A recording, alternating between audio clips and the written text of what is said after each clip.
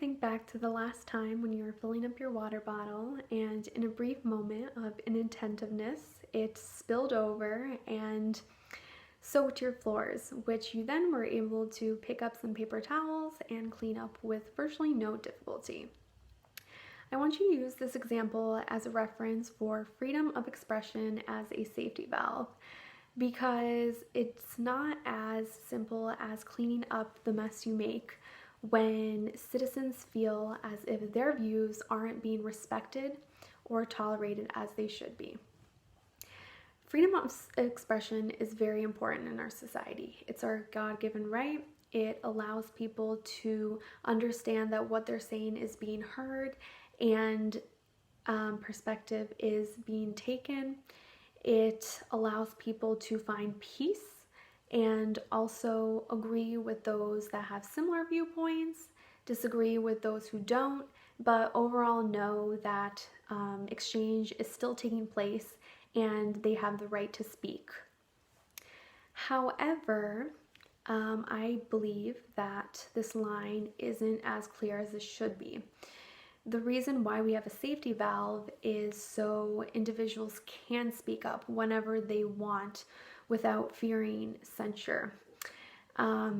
With censure taking place, violence can also take place as citizens become angry knowing that what they're saying actually might not make a difference at all because they're not even given the right to say that.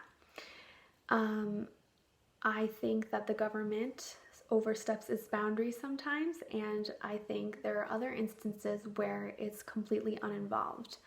The first example I have of the government overstepping when it shouldn't have is in 1970 with a group of college kids at Montgomery University. These students were peacefully engaged in a civil protest demanding social rights, again in a peaceful manner. However, the government officials were involved and many students at this protest were arrested.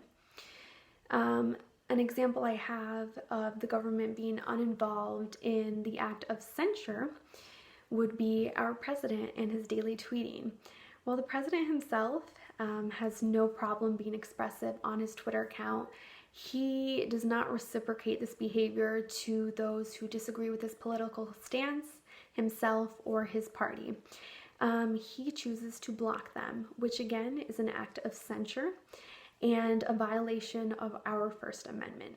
So when these issues concern, it's very important to give them attention and kind of speak amongst ourselves on what can be done before it escalates and our voices really aren't being protected because violence can arise from this occurrence.